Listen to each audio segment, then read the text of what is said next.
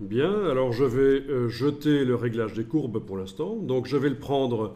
Alors voyons un peu, si je le prends par là et que je le mets à la corbeille. Ah, on me demande si je veux supprimer le masque de fusion. Alors dans le cas de réglage des courbes, ça n'a aucun intérêt de supprimer le masque de fusion. Ça peut avoir de l'intérêt dans le cas d'un calque pixel, mais en tout cas, il faut le savoir, et vous avez peut-être déjà expérimenté, que pour jeter un calque, il faut le prendre par sa partie droite, à droite du nom. Parce que si vous le prenez par le masque de fusion, Photoshop pense que vous ne voulez supprimer que le masque de fusion. Et ça, répondez annulé, dans ce cas-ci, on y reviendra. Répondez annulé. Ça n'a pas grand intérêt de jeter un calque de réglage en jetant d'abord son masque de fusion. Donc prenez-le par sa partie droite. Et là, c'est la totalité du calque qui disparaît. Alors, si je vous ai fait jeter le calque, c'est parce qu'on va en mettre un autre. Un qui s'appelle luminosité contraste. Voilà un calque de type luminosité contraste.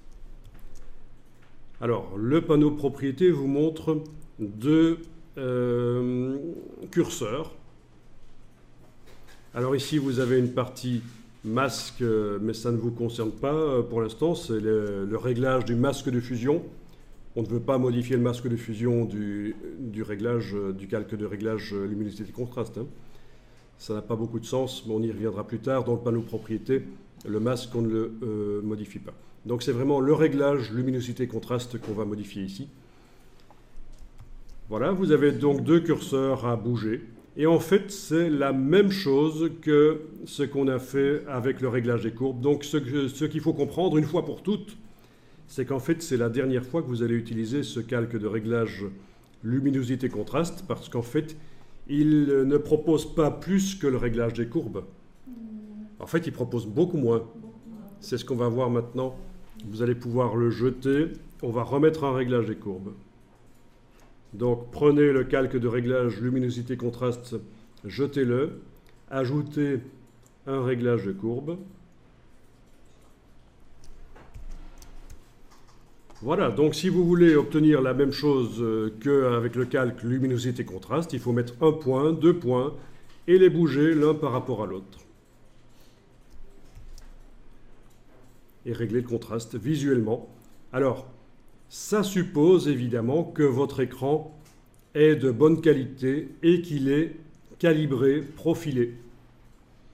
C'est-à-dire que, autrement dit, faire des réglages couleurs sur un écran de mauvaise qualité ou sur un écran de bonne qualité mais qui n'a pas été profilé, ça ne sert à rien. Vous allez faire une image qui va être superbe sur votre écran, mais il n'y a que sur votre écran qu'elle sera superbe. Quand on va la passer ailleurs, elle va changer, les couleurs vont changer. Donc deux cas de figure, vous avez un écran de mauvaise qualité. Il ne peut pas vous montrer toutes les couleurs qui sont réellement dans la photo, parce que ce n'est pas un écran pour les photographes. Ça va être difficile de faire les corrections, première chose. Deuxièmement, vous avez peut-être investi dans un écran pour photographe. Il est capable de vous montrer plein de couleurs qui se trouvent dans l'image, mais il n'a pas été calibré, profilé. Donc, quand vous allez transférer votre image ailleurs, les couleurs vont changer. Vous n'allez pas voir l'image avec les couleurs que vous avez exactement vues au moment de la correction couleur. Donc ça, il faut le savoir. Résumer la situation, il faut travailler sur un bon écran pour photographe, à moins que vous fassiez des images pour le web. Auquel cas, un écran bas de gamme peut convenir parce que ça va simuler ce que les utilisateurs du web ont la plupart du temps. Mais enfin, si vous faites des travaux graphiques sérieux, prenez un écran pour graphiste. Qu'est-ce que c'est un écran pour graphiste? Je vais vous expliquer plus tard comment les trouver. On en a déjà un peu parlé avec le site de Arnaud Frisch, mais je vais vous donner la caractéristique technique des écrans pour graphistes. Et ce n'est pas suffisant. Il faut également que le système d'exploitation, Windows ou le Mac, ait été mis au courant des caractéristiques couleurs de l'écran. C'est ce qu'on appelle le calibrage ou et le profilage. C'est deux choses différentes.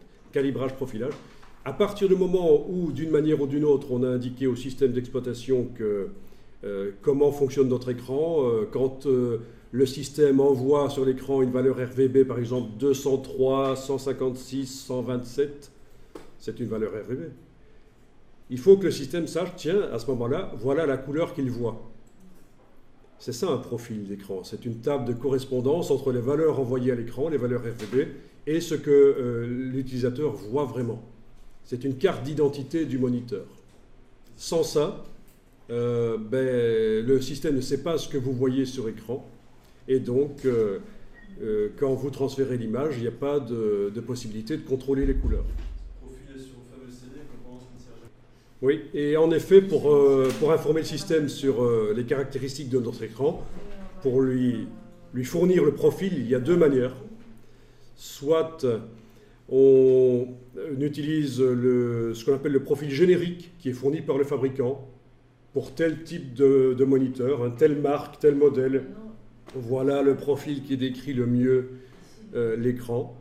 Ou alors, encore mieux, si vous avez l'occasion, vous connectez en USB une sonde à l'ordinateur, vous faites fonctionner un logiciel qui va afficher les couleurs. La sonde va mesurer les couleurs et va donc savoir, tiens, quand on envoie telle valeur RVB à l'écran, voilà ce qu'il affiche réellement comme couleur. D'accord? Parce que bon, si on n'est pas très à cheval sur les couleurs, c'est le cas de le dire, avec notre image ici, si on n'est pas très à cheval sur les couleurs, on dit, ok, c'est audibon, tant qu'un rouge reste un rouge, ça va. Oui, mais si on est un peu plus pointilleux et artiste, on sait qu'un rouge framboise, c'est pas un rouge cerise, c'est pas la même chose. On n'a pas envie que les couleurs changent, ne fût-ce qu'un tout petit peu. Donc tout ça pour dire que, attention, les réglages que vous faites là, si vous vous concentrez beaucoup pour avoir un truc nickel, ça ne sert à rien si vous n'avez pas mis au point des choses pour que, quand on transfère l'image ailleurs, pour l'imprimer, pour l'afficher ailleurs, eh bien les couleurs restent les mêmes. Et ça fera partie de la formation de perfectionnement de Photoshop, parce qu'on ne va pas en parler maintenant, mais sachez qu'on en parlera des profils couleurs. Et de la manière et je vous amènerai une sonde, on pourra même calibrer vos propres écrans d'ordinateur si vous voulez, vos propres écrans portables, dans la mesure du possible. Si vous venez avec un portable qui a été fait pour de la bureautique, pour faire du secrétariat, mais pas pour faire du graphisme, et si l'écran affiche déjà des couleurs très sombres, je vous dirais ça ne vaut pas la peine. Après calibrage, après profilage, ça va être encore plus sombre. On va perdre notre temps, vous allez, après calibrage, profilage, me demander d'annuler ça et de revenir à l'écran tel qu'il était avant. Donc, on n'ira même pas là-dedans. Pour les écrans pas assez lumineux, on ne fera pas de calibrage, profilage. Oui, parce qu'il faut que l'écran soit lumineux.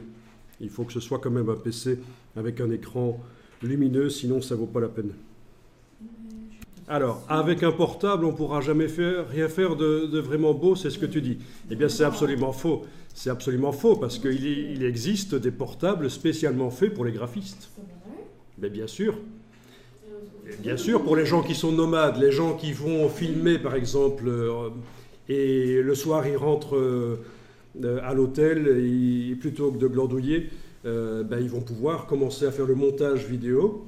Et également les corrections couleurs sur leur écran portable. Tout à fait, il existe des portables avec des écrans de qualité. Pas dans les grands magasins, il faut les commander, non? Ça existe dans les magasins, bien sûr, mais il faut connaître la caractéristique. Je vous expliquerai comment reconnaître un portable pour graphiste et faire la différence avec un portable pour faire du secrétariat. Le fait que l'écran reflète la lumière ou pas, c'est une question de goût. Ça n'influence pas grand-chose au niveau de la couleur. Donc il y a des gens qui préfèrent les écrans brillants, il y en a qui préfèrent les écrans mat, mais ça n'influence pas ce qu'il y a derrière le revêtement protecteur plastique. Est-ce qu'il est brillant ou mat? Les couleurs derrière restent les mêmes. Et c'est vrai que sur les ordinateurs Mac, généralement les couleurs sont bonnes parce qu'ils ont toujours fait assez bien attention à la qualité des écrans, sauf la gamme des Mac Pro. Il y avait des couleurs vraiment bureautiques, pas bonnes pour faire la photo. Mais il existe aussi plein de PC, plein de différentes marques de PC qui font des écrans de qualité. Il ne faut pas acheter nécessairement un Mac pour avoir un écran qui permet de faire de la correction couleur. Ça n'est pas vrai.